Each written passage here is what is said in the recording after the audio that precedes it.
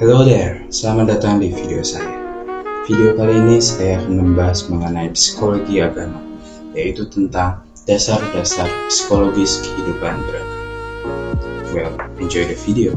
Cheers.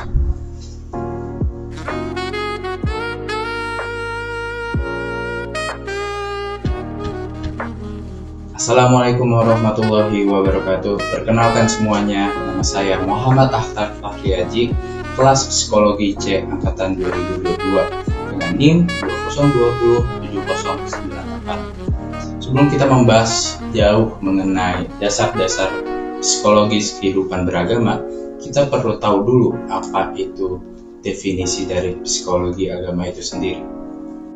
Psikologi agama merupakan salah satu cabang dari psikologi modern yang dimana berfokus pada menganalisis fenomena-fenomena keagamaan dari perspektif psikologi, serta bagaimana agama itu mempengaruhi individu tersebut.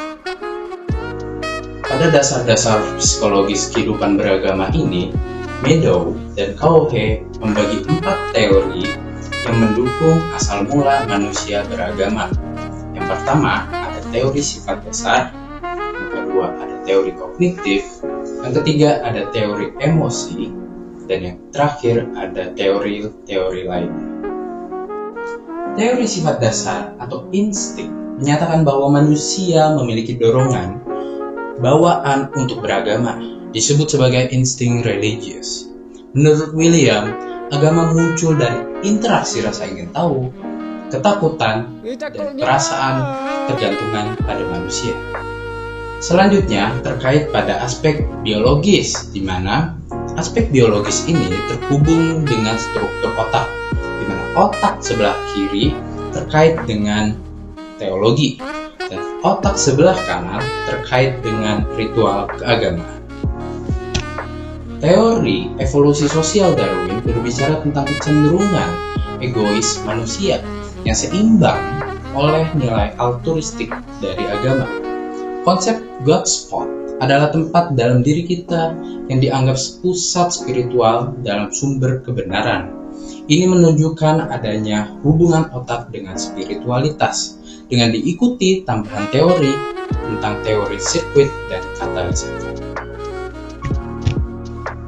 Lalu, pada aspek psikologis bisa dijelaskan oleh teori ketidaksadaran kolektif Carl Jung yang menunjukkan bagaimana simbol dan kepercayaan religius berasal dari ketidaksadaran manusia. Teori Jung dapat dikaitkan pada surat Al-A'raf ayat 172 yang berisikan tentang persaksian ruh manusia di hadapan Tuhan. Pada teori kognitif ini menyatakan bahwa manusia suka mencari penjelasan dalam kehidupan sehari-hari, termasuk lewat agama. David Elkind mengatakan agama memberikan simbol dan makna, seperti kita sedang mencari jawaban atas hidup dan dunia ini. Jadi, agama menjadi salah satu cara alami manusia memahami lebih banyak hal. Contohnya nih, ketika seorang kehilangan orang tua atau sesosok orang yang dicintainya, agama memberikan pemahaman bahwa roh mereka tetap ada. Lalu, doa juga bisa jadi sebagai simbol mencerminkan prinsip representation, dan melalui ajaran agama, individu mencari hubungan dengan makna eksistensial untuk mendapatkan perpaduan dan arti dalam menghadapi kesulitan. Pada teori emosi ini, munculnya agama menyoroti kecenderungan manusia untuk mencari jawaban atas kesulitan hidup, meskipun adanya kemajuan ilmu, bencana alam, dan masalah pribadi membuat orang mencari ketenangan melalui agama.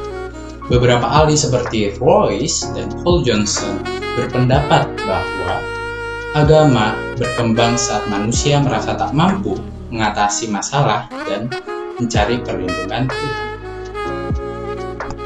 Contohnya nih, seorang individu yang baru saja kehilangan pekerjaannya dan menghadapi kesulitan ekonomi mungkin merasa sangat tertekan.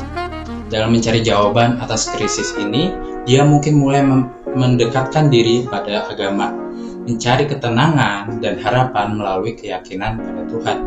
Sebagai sumber pelindungan dan bimbingan, dalam situasi ini, agama bisa menjadi pegangan emosional yang membantu mengatasi stres dan kecemasan.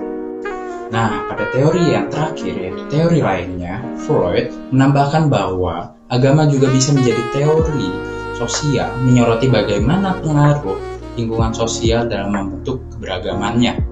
Contoh nih, seorang mengikuti tradisi keagamaan keluarga karena pengaruh lingkungan sosial. Lalu ada teori aktualisasi diri, menghubungkan keberagaman dengan potensi transdental manusia melalui ritual keberagaman. Contoh teori aktualisasi diri dalam konteks kehidupan beragama adalah seorang aktif mengikuti ritual agama seperti doa atau meditasi dengan tujuan mencapai pemahaman spiritual yang lebih dalam, meningkatkan kesadaran transdental sesuai dengan prinsip-prinsip teori aktualisasi diri dari sudut pandangan agama.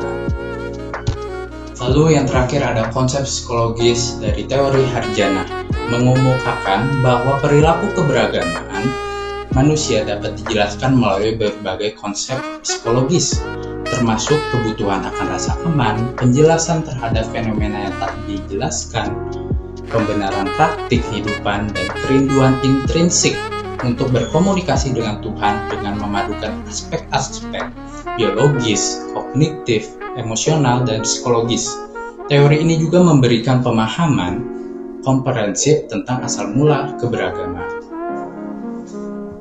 Cukup sekian dari saya pada video ini. Semoga ilmu yang saya berikan dapat bermanfaat untuk penonton yang menonton video ini.